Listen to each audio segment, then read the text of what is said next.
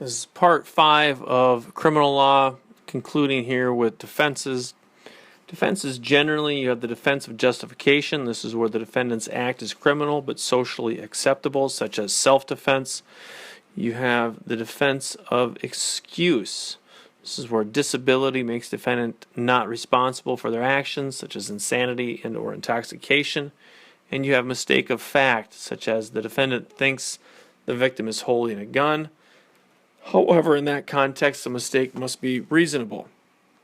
Looking at self-defense, this is the right to use reasonable force to prevent immediate unlawful harm. The harm must be imminent. You must not be the aggressor. You can only use as much force as necessary to repel the attack. You never have an obligation to retreat before employing non-deadly force. This applies to the defense of others, or the defense of self-defense applies to the defense of others as well. Self-defense and deadly force. Deadly force may be used to prevent death and or serious bodily injury. Majority of jurisdictions do not require retreat. However, minority of jurisdictions, including Minnesota, retreat is required. And self-defense and deadly force applies to the defense of others.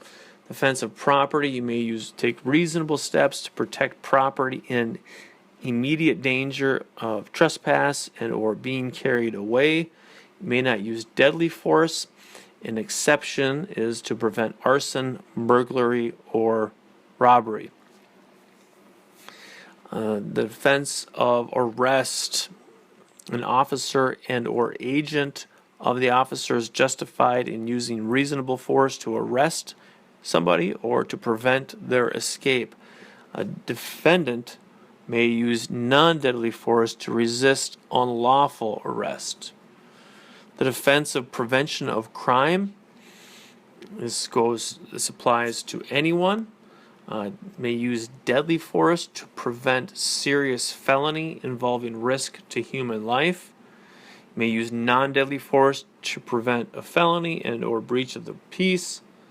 A private citizen may not use mistake as to the commission of the serious felony as a defense. The defense of parental authority. This is where you use reasonable force for the benefit of the child. May be used by the parent and or person in charge of the child, such as a teacher.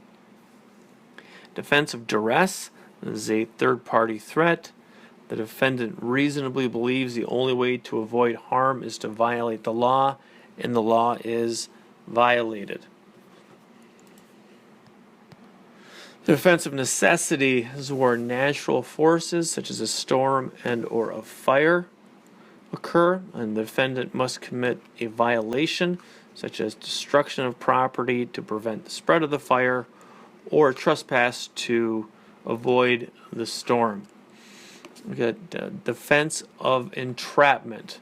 This takes place during the conception and or planning of the offense, and the conception and or planning of the offense is done by law enforcement, and procurement of commission by a defendant who would not have committed the offense except for trickery. Now, this must be done by an undercover agent. It may not be done by a private citizen. The majority approach is a subjective approach. In the subjective approach, here the focus is on the defendant. Again, entrapment occurs when the crime is induced by a government official or agent, and the defendant was not predisposed, such as ready or willing to commit the crime. And that is from Hampton. You can have the defense of alibi. This is where the defendant asserts that they were somewhere else during the commission of the crime, and that completes all sections of criminal law.